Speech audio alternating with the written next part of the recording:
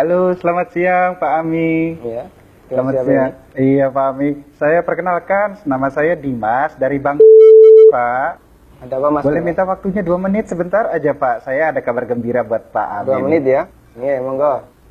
Begini Pak, ceritanya saya ingin menawarkan ada produk kami yang terbaru, Red Card Platinum kami untuk Bapak. Kebetulan Bapak yang terpilih jadi calon nasabah kami. Cashback, melakukan pencairan dana tunai 30 juta, 2 hari Pak pencairannya. Gimana Pak? Bapak tertarik? Apalagi ini belum ada bebasan annual fee tahunannya Pak. Baik. Sebelumnya saya boleh tanya dulu ya? Boleh Pak? Nggak masalah ya? Baik. Mas Dimas Muslim? Saya, iya Pak, betul Pak. Muslim ya, Alhamdulillah ya. Kita sama-sama Muslim. Iya Pak. Mas Dimas pernah dengar nggak tentang riba? Iya, pernah dengar. Pernah dengar ya? Iya. Pernah kebayang bahaya riba nggak? Bahaya riba? Iya tahu Pak. Mungkin pernah dengar hadisnya atau ayat Qur'annya? Pak, Pernah. tapi Pak, bagaimana? Masih tertarik Pak dengan kartu kredit platinum kami Pak? Nanti kita lanjutkan. Saya boleh cerita dulu? Ya, boleh. Jadi gini Mas Dimas. Coba Mas Dimas bayangkan kalau ada orang yang berzina sama ibunya. Kira-kira respon masyarakat gimana? Semua orang sepakat jelek ya. Gimana? Maksudnya gimana Pak? Kalau misalnya ada orang yang berzina sama ibunya, semua orang akan menganggap dia melakukan perbuatan yang maksiat. Ya bejat itu Pak. Oh, bejat sekali ya. Bejat Pak. Baik, kita sama-sama sepakat untuk itu. Iya. Begini, Nabi SAW menyebut bahwasanya riba itu ada 73 pintu. Pintu yang paling ringan, kata Nabi SAW, dosa riba itu seperti berzina sama ibunya, Mas. Itu nilai dosa riba yang paling ringan. Coba kalau Anda tadi tawarkan 30 juta, itu berapa nilai ribanya? Ya, tapi kan... Saya lanjutkan boleh? Ya. Ya, kita lanjutkan dulu ya. Iya. Saya sebutkan, ini ada beberapa fase kehidupan manusia. Orang yang makan riba semuanya mendapatkan azab dari Allah. Pertama, ketika di dunia, orang yang makan riba itu ditantang perang oleh Allah. Coba Mas bayangkan. Kata Allah Subhanahu wa taala, ya ayyuhalladzina amanu taqullaha wa dharu ma baqiya minar riba. Wahai orang yang beriman, bertakwalah kepada Allah dan tinggalkan semua bentuk riba. Fa in lam taf'alu fa'danu biharbi minallahi wa rasulih. Kalau kamu masih ngeyel, nggak mau meninggalkan riba, umumkan perang dengan Allah dan Rasulnya. Coba, kalau kita ditantang perang oleh Allah dan Rasulnya, kira-kira ada nggak peluang untuk menang?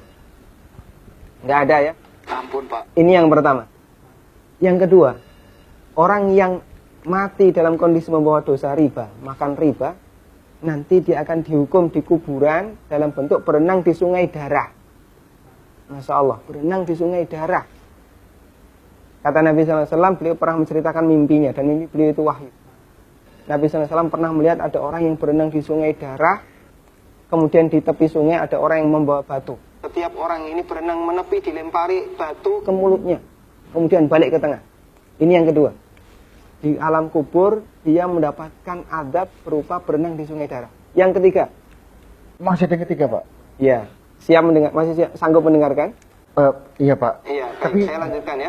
Iya Pak. Yang ketiga, ketika orang ini dibangkitkan oleh Allah dari alam kubur, dia dibangkitkan dalam kondisi sempoyongan, Mas. Allah Subhanahu wa taala bercerita, alladzina ya'kuluna riba la yaqumuna illa kama yaqumul ladzi yatakhabbathu syaitan minal mas. Orang yang makan riba, mereka akan dibangkitkan pada hari kiamat dalam kondisi sempoyongan seperti orang yang kerasukan. Iya Pak. Artinya yang lain berjalan normal, dia sendiri sempoyongan. Menyakitkan. Kemudian yang keempat, tadi sebelum hisab ya, ketika dia dibangkitkan sebelum hisab, dia sudah disiksa. Yang keempat, setelah dihisab, orang yang makan riba itu kan makan harta haram ya. Iya Pak. Makan harta haram, Pak. kita sepakat itu.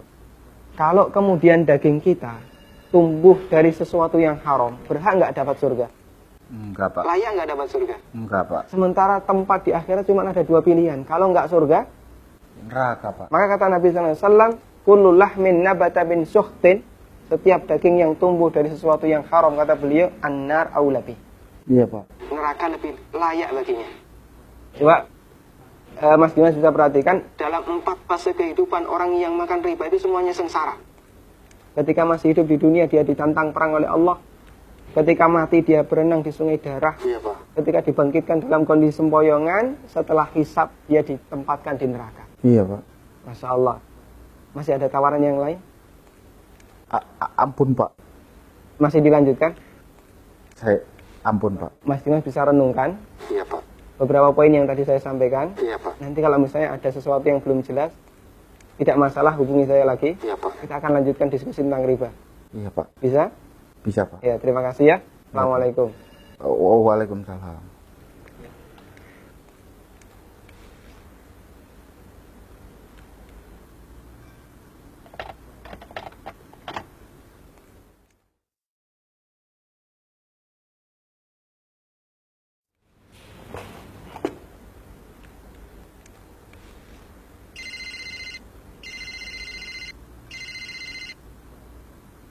Iya. Halo, assalamualaikum, Pak. Waalaikumsalam warahmatullahi. Saya Dimas nih yang tadi, Pak. Iya, Mas Dimas. Gimana nih Mas Dimas? Ada tawaran apa lagi nih? Ada lowongan kerjaan nggak ya, Pak ya?